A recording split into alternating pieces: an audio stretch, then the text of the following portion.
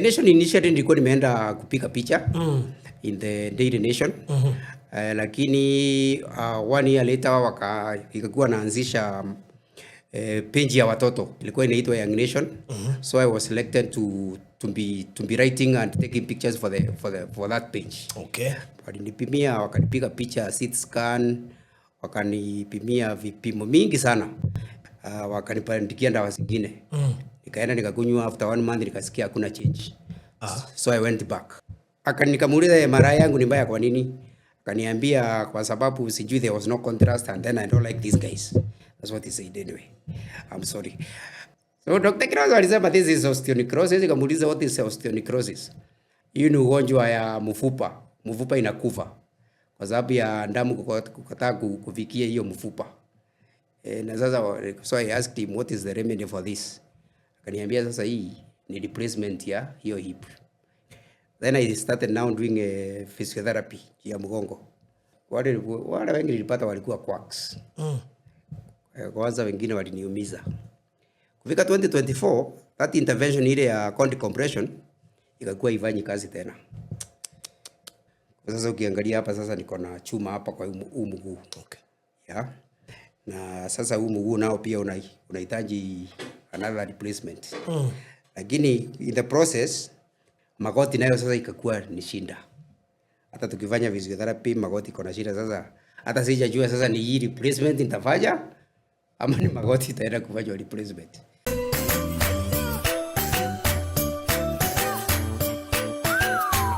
Farodhi TV, wega umagana muciĩ. Tabarĩra ĩno nĩ ya kwĩrorerwo nĩ mũndũ wothe.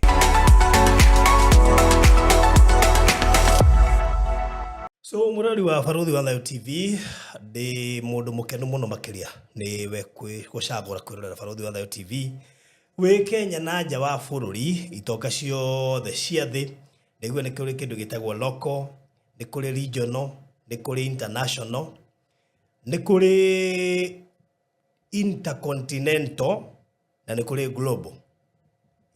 Ndiro yuguo ndeciragia ndagweta ati international ira cover continent ciothe ndero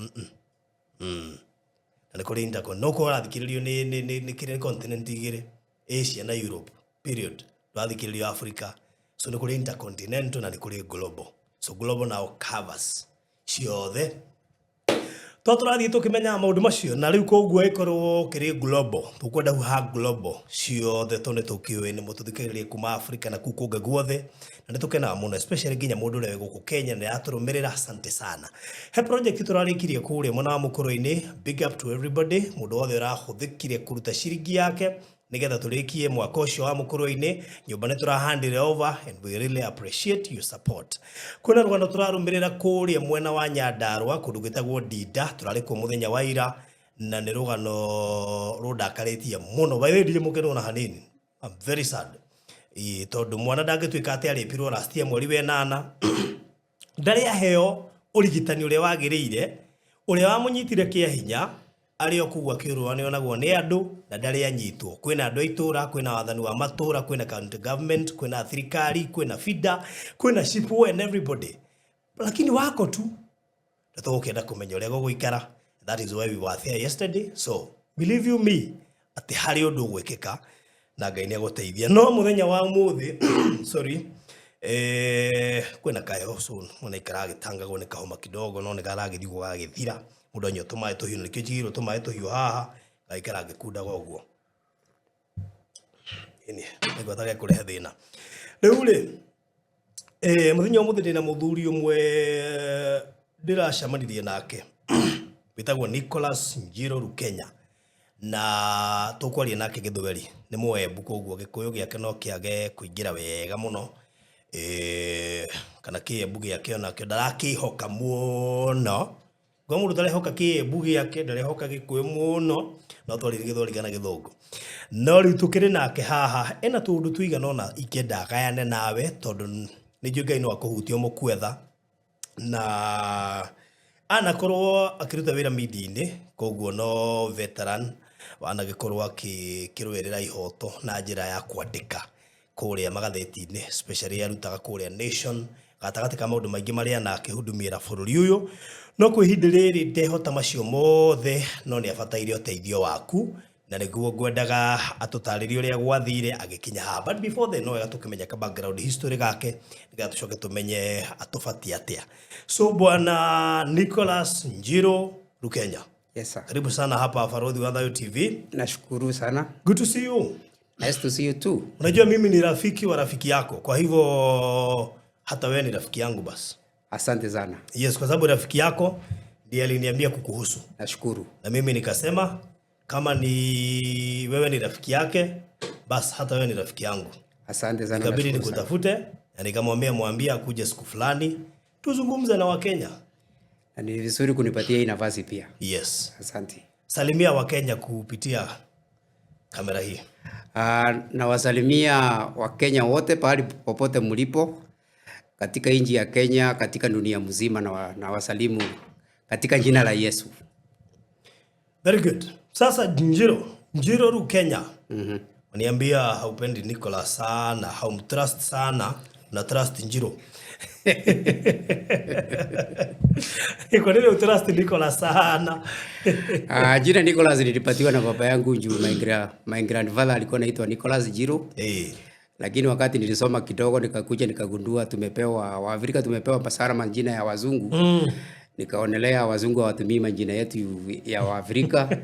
Nikaamua hata kama niko na Nicholas, wacha nitumie yangu ya Kendoire. Njiro Rukenya. Unajua kuna rafiki wangu mwingine anapenda kujoke sana na mtu anaitwa the former vice president Stephen Kalonzo Musyoka. Wanasema hatupendi Stephen akiongea sana, yule tunatrust ni Kalonzo. Stephen hatumtrust sana, lakini Kalonzo akiongea ni sawa. Ni sawa. Huyo sasa tutamwamini. Lakini Stephen hiyo hapana. So sasa wakati umeniambia hivyo nikasema okay fine, let's work with Njiro Rukenya. On the other hand ukaniambia bado kuna Enoch. Kuna Enoch. Baba yangu alinizaa akanipatia. Baba yangu alikuwa mhubiri. Actually he died last year, alikuwa bishop. Wa kanisa linaitwa Trust in God Church. Oh, you are a son of a bishop. Yes I am. Na wakati alinizaa alinipatia jina Enoch. Kutoka Kiambiria Genesis chapter 5. Alifikiria that is the man who walked with God until he was no more. Sasa maendana nafikiria alifikiria mimi nitapaa na mwili. Yes. Lakini bado sijapaa. Lakini wacha tuseme basi wewe huenda labda hautakufa. Labda. Utapaa na mwili. You never know. Because what I believe is anything that mtu amesema kwa mdomo na ametamka. Si tuliambiwa maandiko imesema ukiwa na ile faith hata kadogo hivi utaambia milima isonge na isonge, like a mustard seed. Exactly. Yes. So if babako aliona ni vizuri upae na mwili, sasa wewe ni nani? Sasa magonjwa ni akina nani? Hata nashangaa. Unajua saa zingine pia unajua shetani pia alisikia. Mungu alisikia lakini pia shetani alisikia. Yenyewe. So lakini ameshindwa. So it's you now to tell the Satan sikatai mimi ni mgonjwa ni sawa, lakini we had an agreement since the beginning. Yes. That mimi nitapana nini? Na mwili. So hizi zingine ni tu challenges kidogo tu. Actually Biblia inasema after Enoch begot, I think it's Jared his son, he walked with God after he begot Jared. Until now he was no more. Now my problem is, are you walking with God? Sasa maybe I need to bear Jared. But I'm walking with God, yes. Okay. Yes. That is the most important thing. And actually that is to everybody, not just you. Sure. Now, Rukenya, my friend. Hebu niambie umkazaliwa wapi? Mimi nilizaliwa mwaka wa 1972. Katika kijiji kinaitwa Kadhari village. Sublocation inaitwa Kadhari. In Kieni East location. Runyenjes. Okay. In Embu County. Yes. Ndio nilizaliwa pale Embu. Na nikalelewa pale, nikasomea pale. Okay. in Kalari Primary School, alafu nikaenda ingine inaitwa Kivuria Primary School. Kutoka hapo nikaenda Kegonge Boys High School. From there after high school nikakuja Nairobi sasa kukimbizana na vitabu. Okay. So I went to the Kenya Polytechnic, which is now the Kenya Technical University. Sure. Where I pursued photojournalism. Alafu thereafter nikiwa kijana nikaingia Nation Media Group. Pala Nation. Yes. Nation ya kitambo. Nation ya kitambo. No, niliingia Nation the new building. Oh, the new building. Yes, so ndio walikuwa wanaingia sasa 1993. Kwa hivyo kulikuwa na old building. Old building ni ile iko pale Konja. Ile inaitwa Old Nation. Old Nation pale Konja roundabout. Okay. Lakini mimi kuingia hapo nilikuta sasa wameingia hii. Unajua sisi tumepata kukiitwa Old Nation, lakini hatukujua ni nation gani hii Old Nation. So we didn't know kama ni nation ilikuwa hapo ama what happened. Ni yenye vya kitambo hapo bado iko haijapandilika. Yes. Very good. So Nation umeenda kufanya kazi gani? Nation initially nilikuwa nimeenda kupiga picha in the Daily Nation. Lakini 1 year later ikakuwa naanzisha page ya watoto, a pull out. Ilikuwa inaitwa Young Nation. So I was selected to be writing and taking pictures for that page. Okay. So I got a column for the kids every Sunday. Kids between the ages 6 and 14. Okay. Then thereafter 95 nikapatiwa page ingine ya youth between ages 15 and 20. Okay. And then I also used to do normal stories that concerned the children. Mambo ya watoto. Okay. Yeah, that was my passion. Kwa hivyo umesema ulikuwa umefanya photojournalism. Nilikuwa nimefanya photojournalism. Kwa hivyo sasa umeingia pale kufanya kazi ya kupiga picha, ile column ama section ya watoto. Kwa ile gazeti ya Nation. Yes. So kulikuwa na pull out na focus na watoto. Sunday Nation. Okay. Ilikuwa inaitwa Young Nation. Bado iko, lakini wakati huo ilikuwa na pages mingi kuliko size. Okay. Yes. So ukawa wewe ndiye baadhi ya waanzilishi wa ile section. Yes. Ile pull out. Yes. So alafu ukafanya muda wa miezi ngapi ama miaka ngapi? Nilifanya muda wa miaka 5 alafu nikatoka, lakini nikaendelea kufanya kazi nikiwa nje. Okay. Until 2013. Wakati niliona nimezeeka sana. Nikaona mimi mtoto tena. Okay. Lakini katikati ya 1997 na 2013 nimeshafanyia watu wengine kazi wengi. Nishafanya Oakland Media, parent, that is Eve Magazine, if you remember the Eve Magazine. Naikumbuka vizuri. I used to be the head of photography in that department. I mean for Oakland Media. Then I also worked for UNICEF in South Sudan. Okay. I worked for KTDA for their photography, building up their library, photo library. Then I also worked for Jamii Mbora. Okay. Watu wa Makao, Yawezekana Zako, and several other people. Yes. So meaning from 1997 after umetoka pale Nation, ukawa sasa ni freelance. Yes. Najua tukuwa shule na after kutoka tulikuwa tunatamani sana kuwa freelance journalist. Sababu unakula kila mahali. Ulikuwa unatuita correspondent. Yeah, you have a freedom to do anything, Sure. anywhere. Yes. Na ulipo vizuri. Yes. Hatukutaka kuwa station katika mahali pamoja. Unfortunately, mimi nilishikilia Nation, joined my pages. Okay. Kwa hivyo sikufanyia the other papers kazi. Okay. Nilishikilia Nation. Yes. Very good. So wakati ule ndio ukuje sasa kuretire. Ulikuwa tayari umepata mke ama ulikuwa bado kijana barubaru? Nilikuwa usipooa ukiwa na 40 bado wewe ni kijana. Nilikuwa nishaoa. Nilikuwa nikiwa na miaka 27. That is 1999. Na nikabarikiwa na watoto wawili. Okay. Kijana mmoja who is now 26 years. Na kasichana ambako who just turned 23 last month. Yes. Wow. Lakini ilikuja kwa bahati mzuri ama bahati mbaya tukaachana na wife after marrying for 11 years. Yes. Haikosi mambo kama hiyo ni mengi katika familia. Unajua ndoa si kitu ya kupredict vile mambo itakuwa kesho. Yes.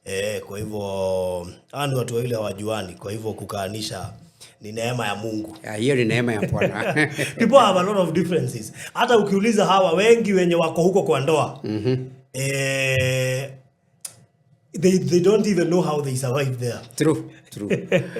True. Although nikaulizwa kulingana na venye Mungu anasema divorce si mzuri sana kwa sababu basically ina affect watoto sana. Kweli. Yes. Lakini sasa wako washakuwa wakubwa tayari. Yes. Although pia unajua kuna ule upendo wa mama na baba wakiwa pamoja na watoto. Yes. Sometimes kids they fail to have that time, especially divorce ikiingia. True. But again, mimi huambia watu maisha yako ni muhimu pia. Kwa sababu kuna watu sasa hivi wanaishi maisha ya watoto. True. Like hamuongeleshani na bibi yako, mnaishi mahali pamoja, lakini mnajifinyilia kwa sababu ya watoto. Kila mtu ana maisha yake. Cha muhimu ni amani ya roho. Amina. You need to have peace. So I love, I'm married actually. Meoa, I have a wife. But again, I always tell people, choose peace. Sure. Kwa sababu kuna ndoa zina work, zingine hazi work. Don't force. Lakini pia weka Mungu katika ndoa kwa sababu pia ziko na challenges mingi sana. Shetani anaziingilia sana. Kwanza siku hizi ni kama familia shetani ameingilia familia sana, wanjua watu wengi sana naona wanawachana wengi sana. Kweli? Yes. So 2013 umeretire. Umeenda wapi?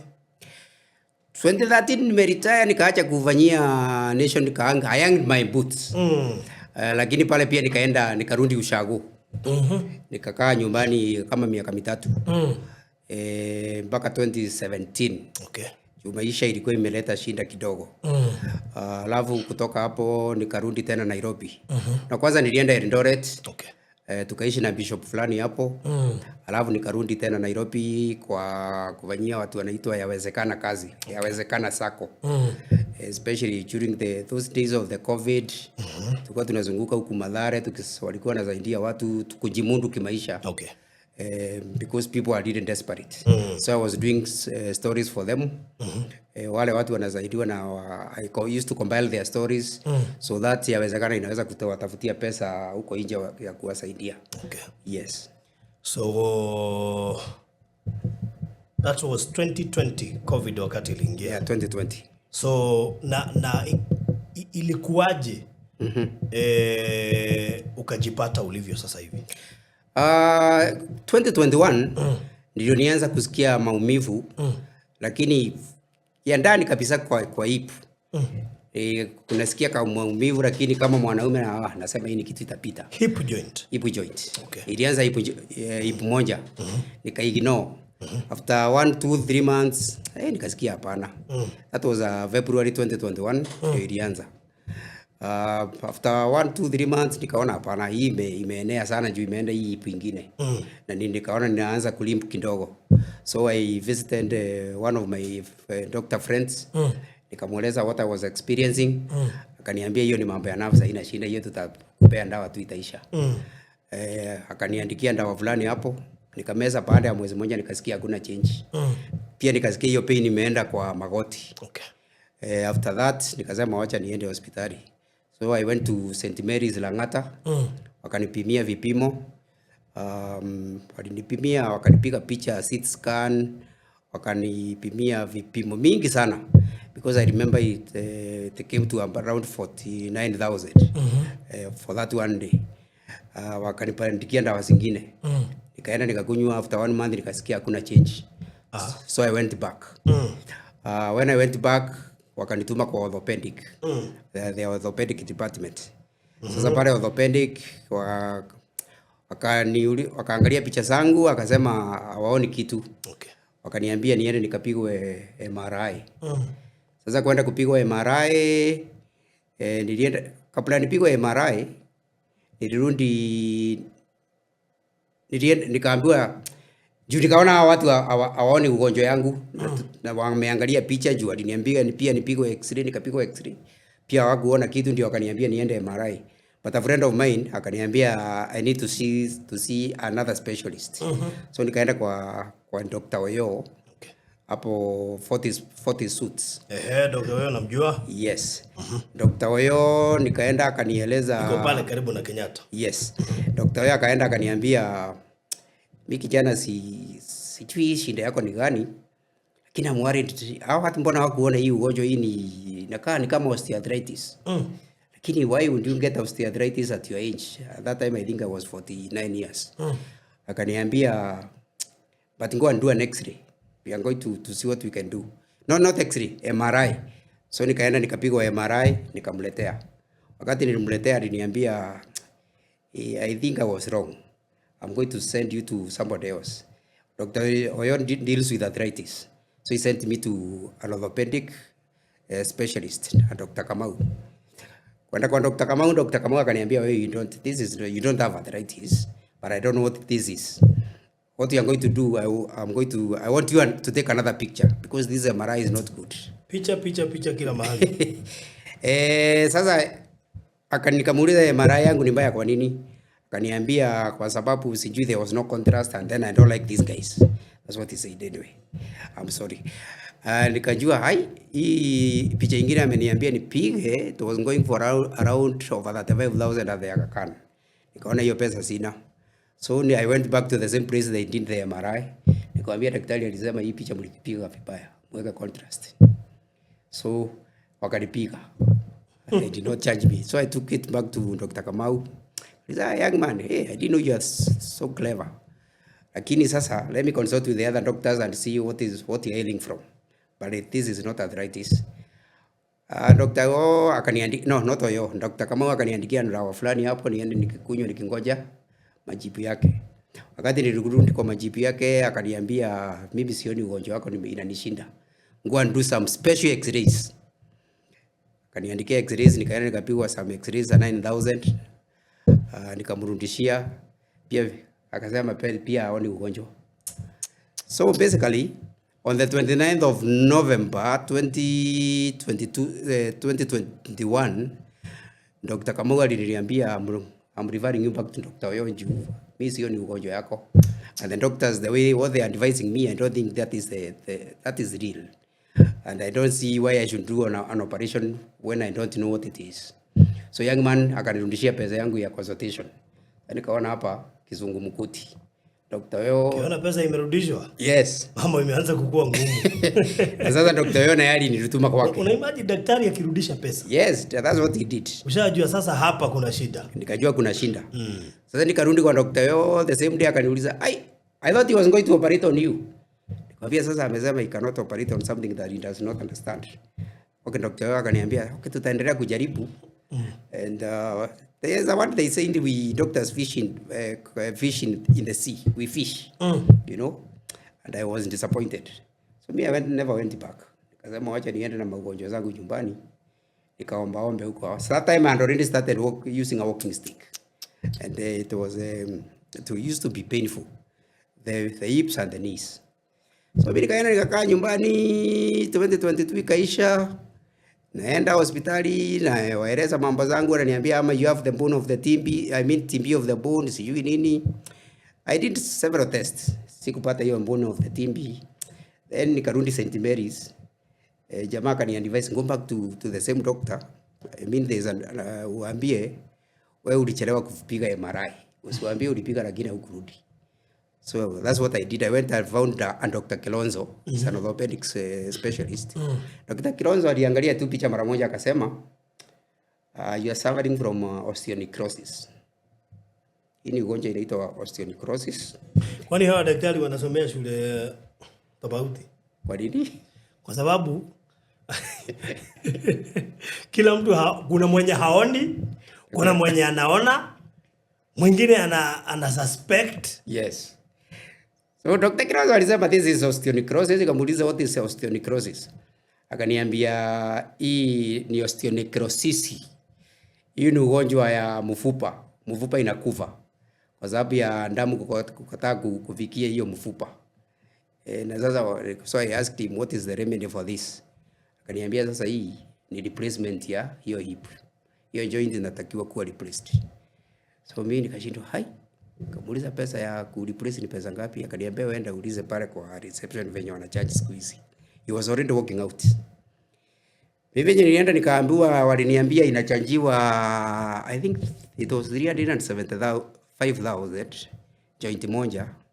And sasa ilikuwa joint mbili ndio zenyewe zilikuwa zinatakiwa kufanywa replacement. Kaona mimi hiyo pesa sina, nikaenda nyumbani. Kakaa nyumbani. That was when? That was now 2022 April of 2022. Tena nilikuwa nimeanza kupata shida nyingine ya mgongo. Ambayo pia madaktari wangu wana discover nini. So after staying home for some time, one of my journalist friends anaitwa Ken Opala, akanipigia simu akaniambia, Nick, niliona ni kama kuna kitu umeweka kwa Facebook. Ni nini baya? Nikamueleza what happened. Akaniuliza, sasa mbona hujaenda for a second opinion? Nikamwambia mimi sina pesa. Ken akaniambia, wacha nikutumie hiyo pesa uende for second opinion. So I went to Kikuyu Hospital. Okay. Kikuyu Hospital nikapata daktari hapo, akaniambia, okay, this is huyo wenye uliambiwa na Dr. Kilonzo, huo ndio ukweli. It is osteonecrosis ama vascular necrosis. Kwa hivyo wale pia wamediagnose pia hiyo? Yes. Okay. Si niko na picha, waliangalia akaniambia hivyo. Sikuwa nimemwambia venye Kilonzo alisema. Oh, nataka usikie the second opinion. Yes, nataka kusikia the second opinion. So Dr. Kilonzo, ule muhindi alikuwa hapo, kaniambia is a resident doctor, sijui on training, lakini akanikunja niona the end of the department.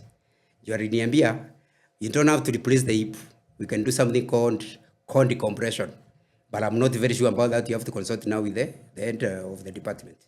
So nikambook another appointment. I came and found Dr. I don't remember the name, but he was the head of the department. Nilikuja akaniambia, okay, what you are told, it's not called decompression, tunafanya total hip replacement. I think that time akaniambia it will cost 400 and something per hip. Mimi nikaenda nyumbani.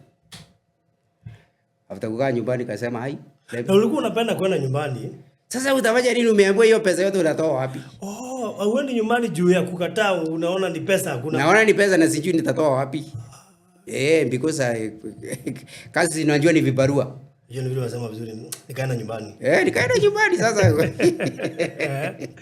Lakini baada ya kwenda nyumbani kasema, hey, there is Kijape Hospital. Wacha niende for a third opinion. Kwa sababu pia Kijape pia iko na ile umaarufu wa kufanya hizo surgeries na nini. Nikaenda Kijape Westlands. They have a branch in Westlands. Oh, really? Yeah. Sikujua. They have. Oh. Hapo what is the name of that street? I'm forgetting the name, lakini ni hapo nyuma ya hii kanisa ya Baptist. Okay. Para Continental. They have a branch there. Okay. So nikaenda met Dr. Kitua. Dr. Kitua looked at my pictures, akaniambia, yes, you have osteonecrosis, but it's at its very early stages, very early stages. And at your age, we don't need to replace the hips. Yeah. What we can do is do the intervention called cone decompression. So nikauliza cone decompression ni nini, nikaambiwa tunatopoa mashimo huko kwa hiyo hip, kwa femur bone. Tunatopoa mashimo ndio damu ingie, tuone ama bone ita revive. Nikamuuliza, akaniambia, but before you do that, you need to do a bit of physiotherapy to see whether it will improve. So nikafanya physiotherapy for about a month. Tukaona hakuna improve. So you are now looking for an easier way? Yes. Ndio uhepe ile 1400 na? Niepe 1400 na tena hii mambo ya kuwekwa hii. Not even 1400 because one hip joint replacement is 400 plus. So it was coming to about $1 million. Okay. Tena nashindwa hii kuwekwa a foreign body. Will I ever be the same again? Sasa pia naogopa. So nikakuwa scheduled sasa kufanya nini? Hiyo cone decompression. Which I did at Kijape on the 3rd of December 2022. And that's how I started now using my crutches from that time. And I thought it was something, the intervention would help. Na itachukua maybe at most 6 months and I'll be on my feet again. I'd able to work to do everything. But it has lasted this long. In 2023 si nimekwambia nilikuwa nimeanza kupata shida nyingine 2022. Yes. Ambayo nilienda hospitali kadhaa na ipatika injulikani ni nini. Lakini when I went to Avenue Hospital 2023 February wakaniambia, nikapigwa picha, wakasema niko na fracture ya spine. Hata ukiniangalia sasa hizi nimevaa corset. Lakini wakasema, the doctor advised, akasema this does not need surgery, they will solve itself. So sasa mimi nikaambiwa sasa tena nisifanye exercise kwa sababu ati naweza kuvunjika tena mgongo. I don't get another fracture. Alafu nikaenda mpisha, nikapimwa bones, wakasema bones zangu ziko na low density. That's why I got that fracture. Lakini wakasema niko na kitu inaitwa osteopenia. That is a stage before you get to osteonecrosis. Okay. The total weakness of the bones. So mimi sasa nimestarehe pale nyumbani, exercise fanyi, lakini after some month nikaona hapana. Inakuwa kapinja hapa kwa nyumba. Hata hizo that time nimevisit several doctors wa nerves wa nini. Kila mtu ananipatia mawaidha yake tofauti. Then I started now doing a physiotherapy ya mgongo. That was around July of 2023. Then the physiotherapist who was working with me around October akapata accident. Ikakuwa sasa kupata mtu wa physiotherapy sio rahisi. The person wale wengi nilipata walikuwa quacks. Kwanza wengine waliniumiza. Kufika 2024, that intervention ile ya cold compression ikakuwa ifanyi kazi tena. Ikakuwa sasa ni shinda. So in 2024 ikakuwa sasa nikarudi kwa daktari. Nimeenda kwa orthopedic surgeon specialist tofauti. Lakini there was a particular one I used to go to Avenue Hospital, Parklands, from the University of Nairobi, Dr. Museve. Dr. Museve said that intervention of cold compression was wrong. Okay. We should have done hip replacement. Atungefanya hiyo cold compression, tulikuwa tunatakiwa kufanya hip replacement. Because cold compression usually doesn't work. So the very first suggestion ya hip replacement. Yes. Ya St. Mary's. Na hii ya Kikuyu. Yes. Hiyo ndio ilikuwa option. Yes. That was the right option. Okay. According to Dr. Museve. He said the cold compressions that he has done, they never work. Okay. So when he is presented with such a case, direct hip replacement. Sababu ako na kesi kadhaa. Yes. Zenye zilifail, so anaona instead of keep failing, yes, wacha we proceed with hip replacement just to solve the problem, yes, instead of trying to improve. Okay. So in 2024 nikasema sasa wacha nitafute pesa, I go to India. Nifanye hiyo hip replacement. Lakini when I tried to raise the money, sikupata pesa ya kunifikisha India. Haikutosha. Then I realized from talking to a few friends nikapata we can do it here locally. One hip in a good hospital, it's about 700,000. Okay. So instead of doing 2 hips, I did 1 hip. Okay. In 2024. August of 2024. Sasa ukiangalia hapa sasa niko na chuma hapa kwa huu mguu. Okay. Yeah. Na sasa huu mguu nao pia unahitaji another replacement. Lakini in the process, within that process, magoti nayo sasa ikakuwa ni shinda. Hata tukifanya physiotherapy magoti iko na shida sasa. Hata sijajua sasa ni hii replacement nitafanya ama ni magoti itaenda kufanya replacement. So I'm there. Yes. Well, it's been quite a journey from 2022. But I believe I'll walk again. Yes. You will. Yes. So what next? From my experience, ile kitu nimepata iko ngumu sana. The replacement sio ngumu sana. But post surgery is the most expensive thing. One thing, I'm not working. I'm not able to work. Sure. Okay. and I have needs. Lazima nilipe nyumba, mtu wa kunishughulikia, like house help, huyo nahitaji. Tena physiotherapy. Like last year I tried some physiotherapy hapo Landmark inaitwa Apex Physiotherapy, and for each session I used to spend 6,500. But they concentrated now on the back. So the physiotherapist alisema mgongo wangu because ya lack of movement and because of the replacement ni kama nini imekuwa imbalanced, so nimepata spondylosis, yani mgongo umejipinda, haiko straight, so iko concentrated kutengeneza mgongo. And it helped, but it was expensive because I was supposed to do some 15 sessions. I only managed 12. And then that's the time akaniambia ninunue corset, which was going like for 28,000, and so many other things that I needed to buy. So post operation is quite expensive. Physiotherapy is expensive. I know. And even if you need the replacement and you fail to do proper physiotherapy, it doesn't really help at all. It doesn't. Yes. So what do you need now?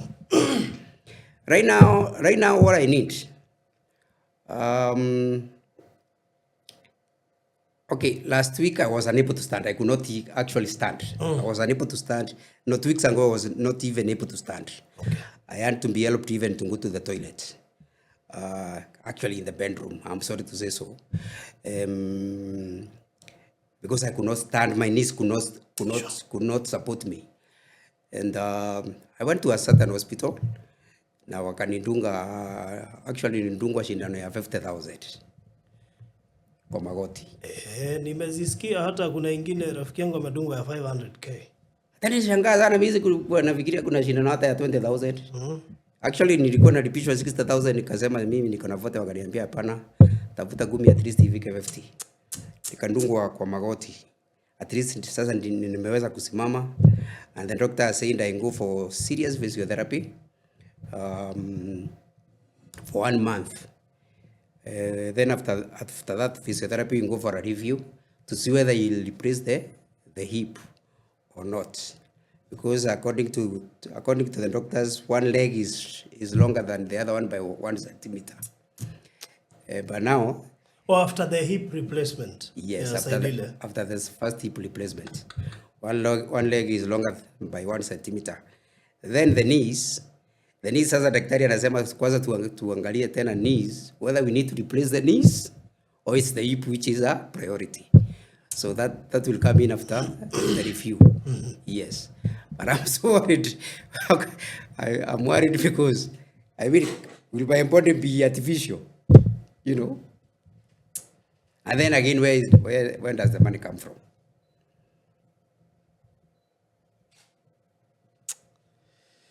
Unajua ukiniona nimekaa hapa kwa hii kiti, kama unipigie simu, tutaongea, utajua jamaa ako na shinda. Uwezi kujua. Jamaa anaonekana kwa sawa. Hata ukikuja kwa nyumba, unikuta nimekalia kiti pale without the crutches na nikatai kusimama, utaenda tu ukisema huyu jamaa kwa sawa kabisa. But it's emotionally it is straining, physically straining, financially straining. But I also want to thank my friends who have come through for me, because were it not for my friends who have come through for me for the last 4 years, I don't know what I would have done. Hey, where? So much do you need? For the hip for now, physiotherapy plus the hip, 1.4 M.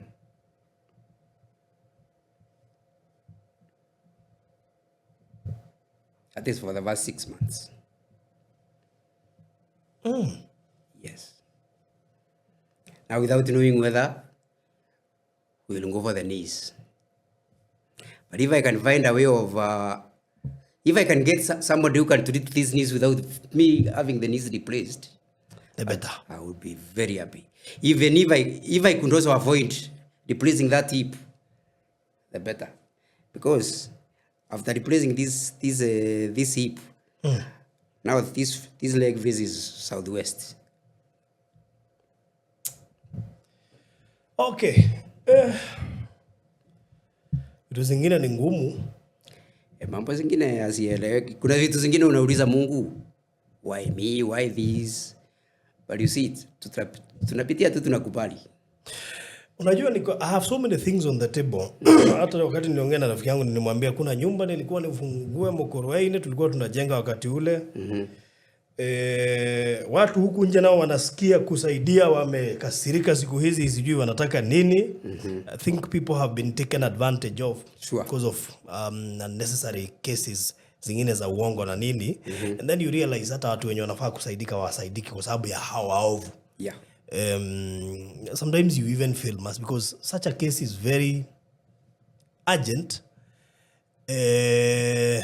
So ilibidi ni kufix mahali. Asante. Ndio ni your story, nione ikiwa utapata watu kadhaa maybe wataweza kuchip in at least wakutafutia kitu. Nashukuru. You never know who is watching. Sure. Najua kuna wanaume wanatazama, they know how painful when a man is not working. Unajua mwanaume hananga mtu wa kumhurumia.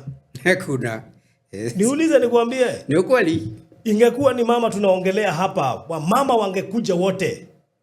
Tumsaidie, tumpeleke, lakini mwanaume anaambiwa na Mungu najua. So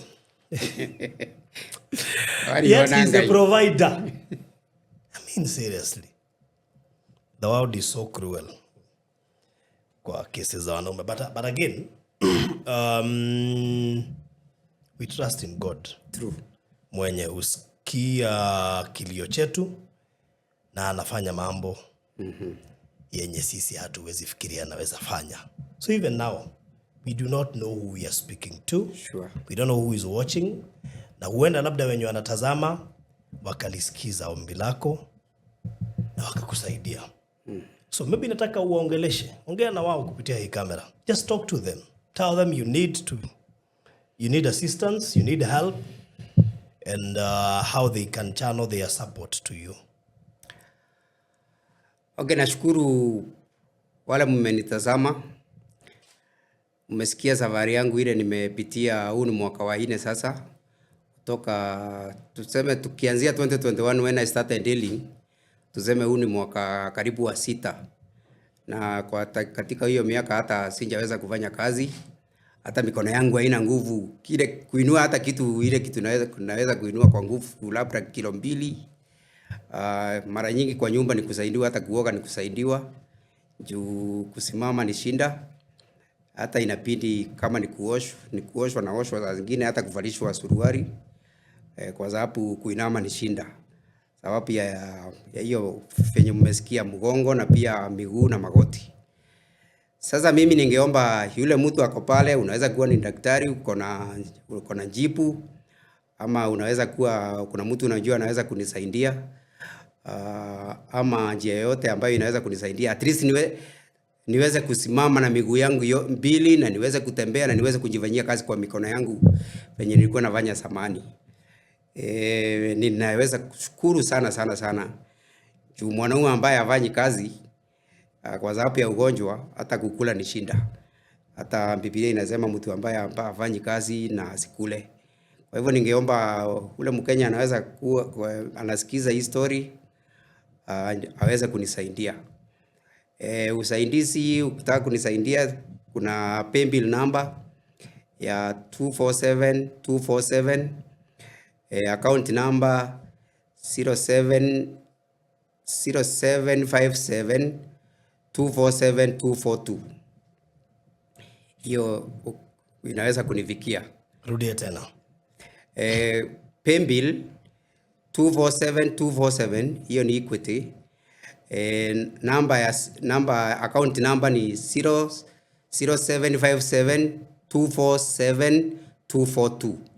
Itatoa Rukenya Medical Fund. Ndio itatoa.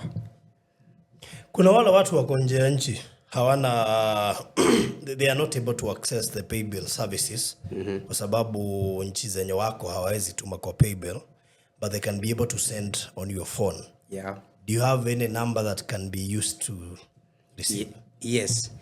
Kwa M-Pesa mtu anaweza kama hivi are not able to use the paybill, you can use my direct number which is 0722 870 965 ama +254 722 870 965.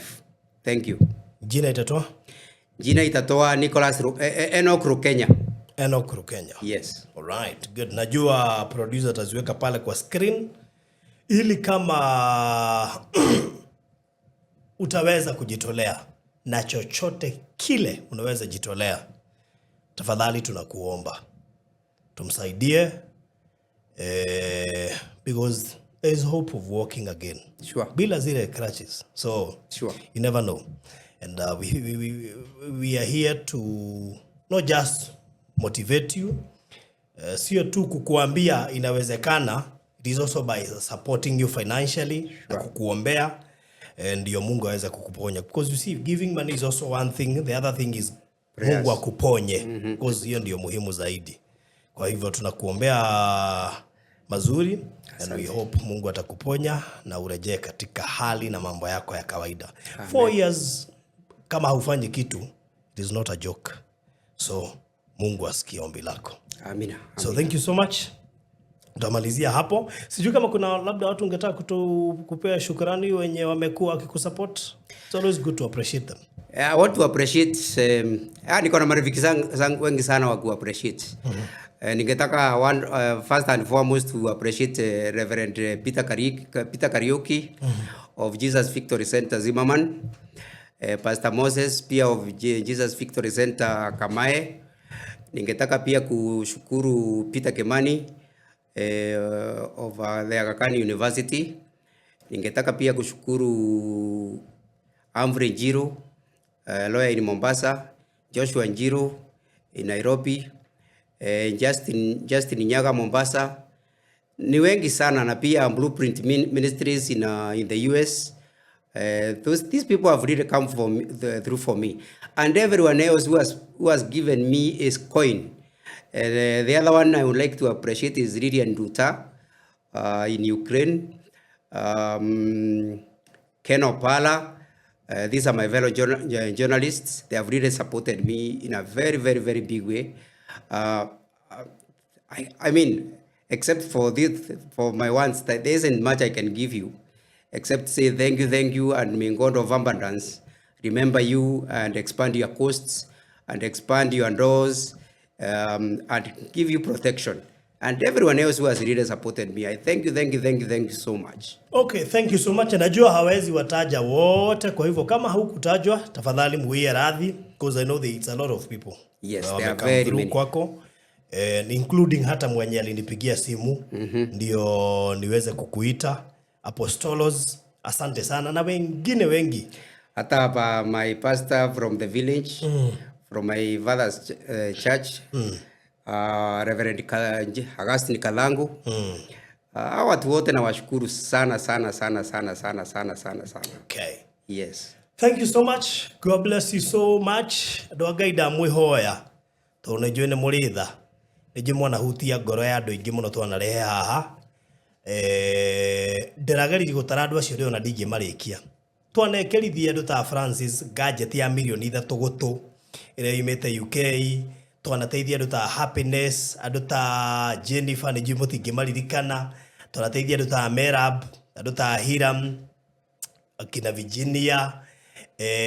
Hemuritu twarengithirie Goita yari haha, Cancerers, wetagwo Maureen kure mwihoko, to kono uririkane muthuri uria wari na hania, twekure na Nairobi South Hospital tugicangithirie karumu thiini, mutumia twakometie kure Kenyatta wetagwo Veronica something or something, I don't remember. And so igegotarira andu acio, they are more than 50 people. Na undu mwe njui ni ati gutiri undu Ngai atangika. Andu ta Wangarĩrũ twakire kuria Dida, Ndũnyũ Njerũ, family ya Maĩ Mahiũ ĩrĩa tũrakorirwo twaneana nyũmba yao the other day, acio turaneanire nyumba ya kuria Mukuru-ini na ngeigi muno utangihota gutariria haha. So ndimucokerie ngatho nyingi, we really appreciate. Asanteni sana, munyitirerei na kiria mundu ekuhota na Ngai ni akumurathima. God bless you so much. Bye bye. Walipokuwa wakijenga, walitamani sana kuona sakafu inayovutia, isiyoharibika kwa urahisi na inayoangaza kwa umbali. Je, wajua sakafu ya terazo ndiyo iliwapa jibu kamili ya walichokuwa wakitafuta? Inawekwa kwa urahisi na kwa utaratibu unaofaa. Hii ni baada ya kutayarisha sakafu vilivyo, kisha mwaga mchanganyiko wa mawe na simiti na rangi. Lainisha na uhakikishe imemwagwa kwa umakini kutumia rola. Subiri kati ya siku 3 hadi wiki 1 ikauke. Baada ya hapo, anza kuosha ukitumia mashini spesheli ya kazi hii na maji, na baadaye tumia acid kuosha ili kutoa uchafu na madoa sugu. Malizia kwa kupaka mafuta au polish ya kuifanya idumu. Ikiwa unajenga kanisa, hospitali, shule, apartment, nyumba ya kuishi, viwanda, vinywaji vya mafuta, benki au mjengo wowote ule, tutembelee, kwani tuna mafundi wenye ubunifu na tajriba ya hali ya juu na uzoefu wa muda mrefu. Express Terazo Center tunakuuzia bidhaa za hali ya juu na kukuletea mahali popote nchini. Tutembelee leo, Ruiru Bypass Kamakis, pale Karuguru, mita chache kutoka RFH Hospital, au piga simu 0798333000. Express Terazo Center Bypass. You dream it, we fix it.